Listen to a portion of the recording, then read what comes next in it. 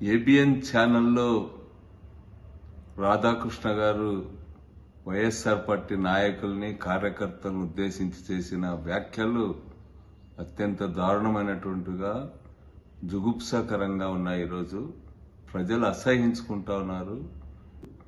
బండ బూతులు తిడుతున్న రాధాకృష్ణ గారి వ్యాఖ్యల పట్ల ఆడవాళ్ల గురించి నీతులు చెప్పే రాధాకృష్ణ గారు ఈరోజు వైఎస్ జగన్ గారి పార్టీ నాయకులు కార్యకర్తలు వాళ్ళ భార్యలకు మళ్లీ పెళ్లి చేయాలన్నట్టుగా, మీరే సంబంధాలు చూస్తారన్నట్టుగా, అంత మూర్ఖులన్నట్టుగా వ్యాఖ్యానించడం చాలా దురదృష్టకరం. ఎందుకంటే ఈరోజు మావిగన్ ప్రతిపాదన రాబోయే కాలంలో అదొక గ్రోత్ కారిడార్ గా మచిలీపట్నం, విజయవాడ, గుంటూరు తయారైతాయని జగన్ గారు చెప్పినటువంటి వ్యాఖ్యలకు పెద్ద ఎత్తున స్పందన వస్తుంది. ప్రత్యేకించి వైజాగ్, విజయవాడ, గుంటూరు, మచిలీపట్నం చుట్టుపక్కల ప్రాంతాల్లో కూడా రాబోయే కాలంలో ఈ ప్రతిపాదన చాలా బాగుంది, దీన్ని అమలు చేస్తే బాగుంటుంది అనేటువంటి అభిప్రాయం పట్ల ఈరోజు అనుకూలత పెరుగుతున్న కొద్దీ ఈరోజు చంద్రబాబు నాయుడు గారి ఛానల్స్ కి వాటిని డైజెస్ట్ చేసుకోలేకపోతున్నారు. పిచ్చి పిచ్చిగా మాట్లాడుతూ ఉన్నారు. ఈరోజు రేణుకా చౌదరి గారు రాజ్యసభలో మాట్లాడిన మాటలకు గాని, ఆంధ్రజ్యోతి రాధాకృష్ణ గారు ఇక్కడ మాట్లాడిన మాటలకు గాని వీళ్లపైన ఈరోజు కేసులు బనాయించి అరెస్టులు చేయాలా.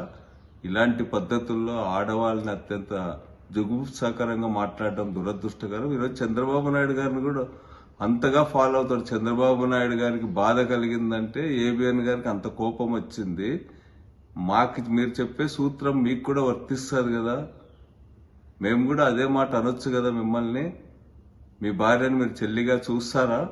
ఎంత దారుణమైనటువంటి పదజాలాన్ని ఉపయోగించినారో ఒక్కసారి మీరు ఆలోచించండి. ఈరోజు చంద్రబాబు నాయుడు గారు కూడా విఘ్నత ప్రదర్శించాలి తప్ప మూర్ఖంగా నేను లక్షల కోట్లు ఖర్చు పెట్టి నేను పట్టిన కుందేటికి మూడే కాళ్ళు అన్నట్టుగా ముందుకు పోకుండా ఈరోజు రాష్ట్ర ఆర్థిక పరిస్థితి, రాష్ట్ర విశాల దృక్పథాన్ని దృష్టిలో పెట్టుకుని ఆలోచించాలని చెప్పి తెలియజేస్తున్నాను.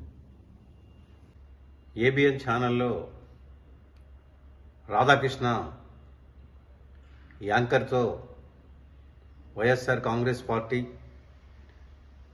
అధ్యక్షుడు జననేత జగన్, అదేవిధంగా వైఎస్ఆర్ కాంగ్రెస్ పార్టీ సైనికులందరికీ, కోట్లాది మంది ప్రపంచంలో ఉన్నటువంటి వైఎస్ఆర్ జగన్కి సంబంధించినటువంటి సైనికులందరికీ వెన్నెముక లేదు. జగన్ గారు చెప్తే మీ భార్యను చెల్లిగా మీరు భావించాలి. ఆయన చెప్పిన తర్వాత అవసరమైతే ఆమెను చెల్లిగా భావించి ఇంకొకరికి కూడా భార్యగా చేయాలి.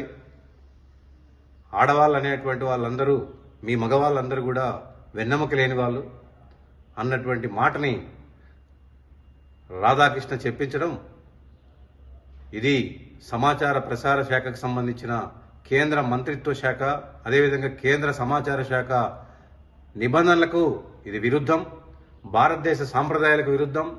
కాబట్టి వెంటనే రాధాకృష్ణ గారిని అరెస్ట్ చేసి ఆయన యొక్క ఛానల్ని వెంటనే సీజ్ చేయాలి.